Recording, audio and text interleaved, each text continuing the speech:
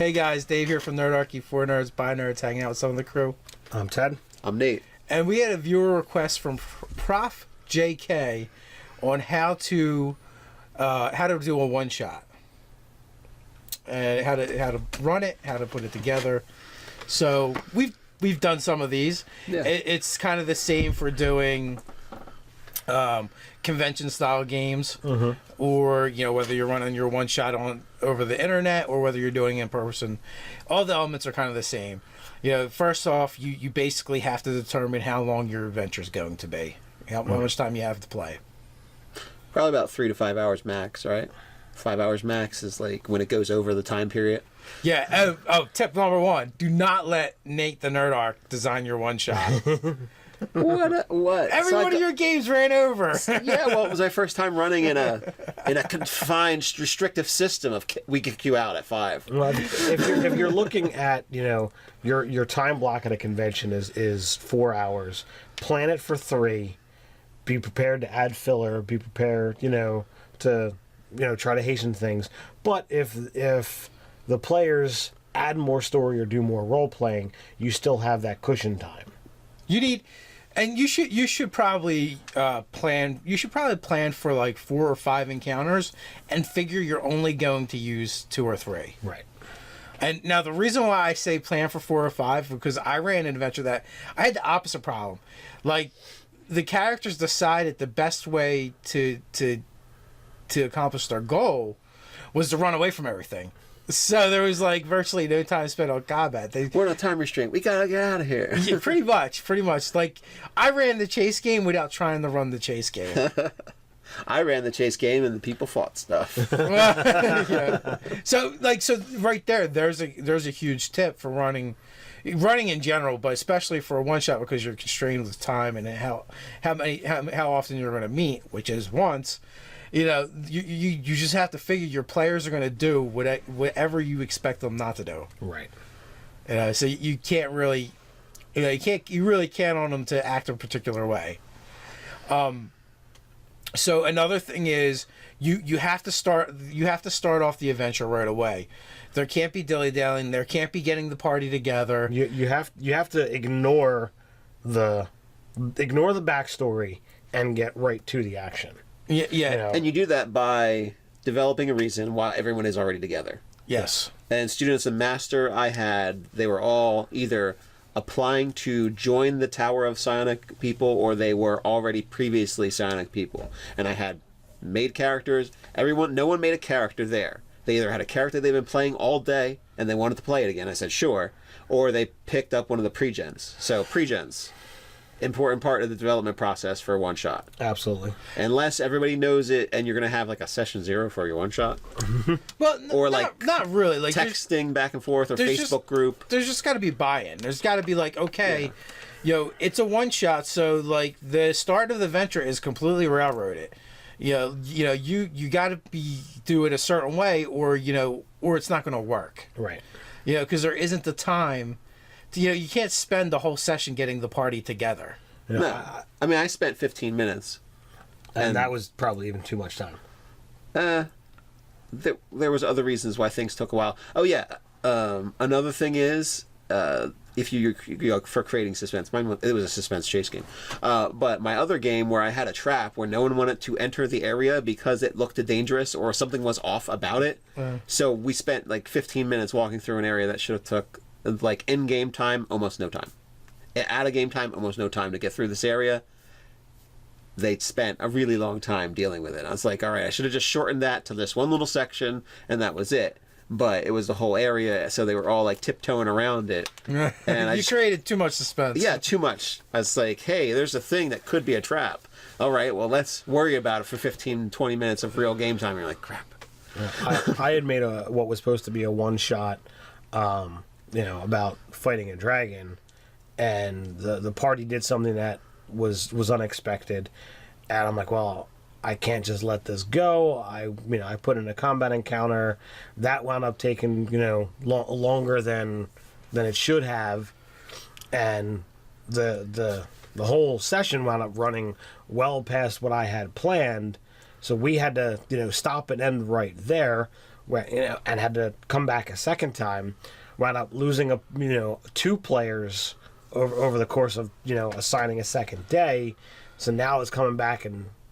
You should have just manned up and just ran the marathon game all night long. Well, unfortunately, I do have, a regular job that needs to, I need to be awake for. A wise man once said, "Works for suckers." So now that's some of the things that you shouldn't do.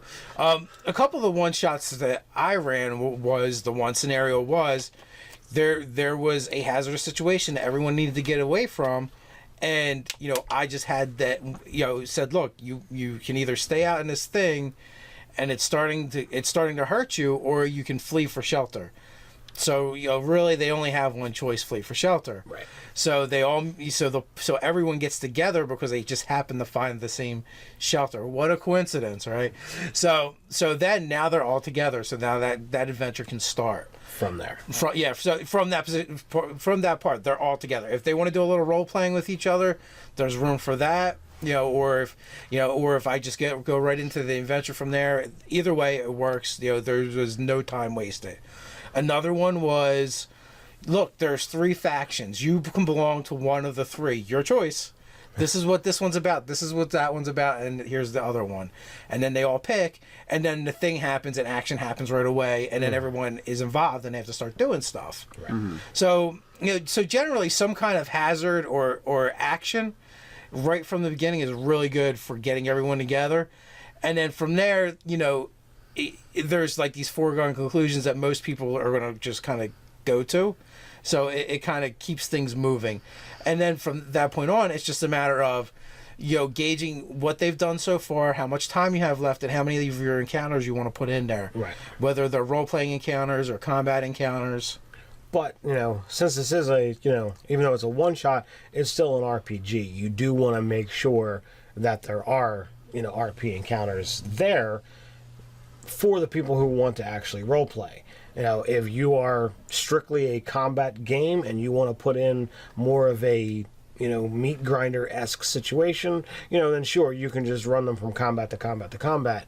But, if you're going to do that, you should let the people know that this is a combat game, and let them be prepared for that. Yeah, you're like in this kind of game, you're going to have 3 types of encounters. You're going to have the role-playing encounter, you're going to have the combat encounter, and you're going to have the trick, trap, hazard encounter. Right. Puzzle. Well, puzzle's going to fall into a trick. Yeah. Oh, really? It does? I would think so. Yeah. Well, if not, I'm grouping them there just for you, Nate. So right, now puzzle. Now puzzle. So right now you plan out 3 to 5 of those. So if they go too fast, if 3 goes too fast, you still have other ones to put in. Or you just pick which ones you're going to take out. Right. Or you might have to do something on the fly. But that's how I've run my one shots in the past. You have your bullet points. You have your things that you can add, your things that you can remove, and be aware of what that timeline is, so that everyone's like, okay, well, this is a 4-hour game. You get it into between the 3.5 to 4.5 hours. Oh, and we haven't mentioned like the most important thing. You have to have a clearly defined objective. Yes. Oh, but yeah. Yeah. What do they need to be done in one shot? Maze of Mandoon. What's your objective? Get out. There's only one thing you're trying to do. Trouble with Prospectors. What were you trying to do? Well, two of the leaders from the factions get kidnapped. Essentially, You had to rescue them. You have to go rescue them. Master Sign, you had to gather 3 orbs together and bring them back. And on the Dragon Hunters, kill the dragon. Yeah. Ooh, the other one in Master Sign was you could die from the Sonic Chaos Storm. That was an objective? No, that was a way to end the That game. was a conclusion. Yeah, Nice. so a conclusion to the game could be gather the 3 orbs, bring them back, or die in the Chaos Storm. Well, yeah, along those lines, like a Cthulhu game, Cthulhu shows up at the end. Just done. Yeah, or you stop him from coming back. Yeah. Yeah. So it's really like you need a clearly defined start point, clearly defined end point. Everything in between is kind of mutable. You can kind of change that around as you need. And all the games we've mentioned, if you see them in our gameplay videos, they're all thematic. It's not like a random mishmash. So it's another thing, is a theme that ties everything together nicely. So someone that just doesn't think they're playing the random encounter, the tabletop RPG. Yeah, I mean, the Dragon Hunter game is online. Ted has 2 sessions of that, which instead of a 1-shot, it was a 2-shot. Sorry. It was a double barrel shotgun. Yeah, it was a learning experience. Maze of Mandoon is on there, as well as Trouble with Prospectors. Well, technically, all of your online games. Well, actually, I ran a handful D&D in of them. Space is also 1-shot so far. Yeah, so far, but I think that one's designed to be more episodic. But we did get to the end, and there was a conclusion. Yeah, but your Eberron stuff. Yeah. While there are a couple characters that keep coming back, those are designed as a 1-shot encounter, or a 1-shot game, and it just so happens that characters are mixed throughout. Yeah, like the one game was really just the airship returning back to Sharn, and it just never left that airship, and so it started, and really it started with Sharn's in sight, where we're going is what's in sight, and like 3 hours later of gameplay, they get there, which was probably only like 20 minutes in game, with some stuff happening. Then there was race day, which basically you guys had to find a one of the racers, right. the mounts had been stolen, and you guys had to find out why it was stolen and get it back. The other one, escorting the bad luck lady. Well, there was also the first one. We attend the party with the murder. Oh yeah. I don't even remember what I called that one. But yeah, so there's a handful of 1-shot games, and maybe I'll link them in this video. I put them all on a playlist of our 1-shot games, and I can link them, and you guys can take a look and see some examples of what we've done, and they all run, like the ones that I've done have all been approximately 3 hours. Right. 3 to 4 hours worth of time. So and I've found that while I enjoy doing the tabletop with your close friends, I have found that there has been some serious hardcore RPing when you do the online games, because people stay focused because you've got that. There's time no constraint. distraction. Yeah, you've got that time constraint. You're all Pass me the cheese boofs. Yeah. Can I get a Mountain Dew? Attack the darkness. Yeah. I need to order a pizza. So yeah, you get a lot less of that. But yeah, I think this person is just asking about 1-shots in general. Right. So, but a lot of the things kind of like bleed over, and it can also, it goes for con gaming as well. So absolutely. Yeah, I think we pretty much covered everything. If we missed anything, guys, in the comments below, let us know. While you're at it, like, subscribe, and even share. You can follow us on Twitter at Nerdarchy. Just check us out on the Facebook. So until next time, stay nerdy.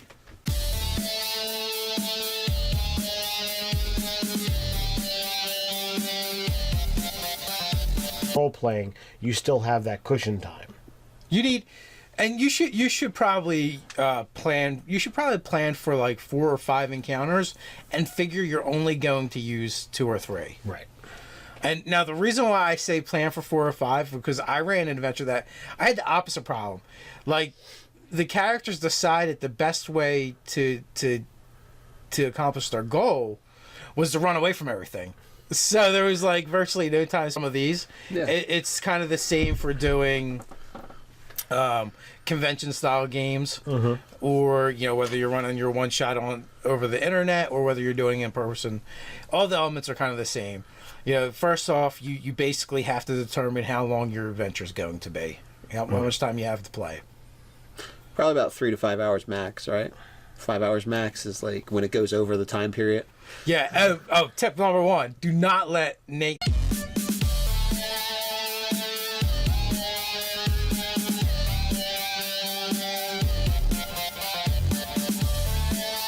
Hey guys, Dave here from Nerdarchy, for nerds, by nerds, hanging out with some of the crew. I'm Ted. I'm Nate. And we had a viewer request from Prof JK on how to do a 1-shot, and how to run it, how to put it together. So we've we've done something on combat. We're on a time restraint. We gotta get out of here. Yeah, pretty much. Like, I ran the chase game without trying to run the chase game. I ran the chase game and the people fought stuff. Yeah. So right there's a huge tip for running in general, but especially for a one shot, because you're constrained with time and how often you're going to meet, which is once. You just have to figure your players are going to do whatever you expect them. The Nerdarchy design your one shot. What? Every one of your games ran over. Yeah, well, it was my first time running in a confined, restrictive system of we kick you out at 5. Well, if you're looking at your time block at a convention is 4 hours, plan it for 3. Be prepared to add filler. Be prepared, to try to hasten things. But if the players add more story or do more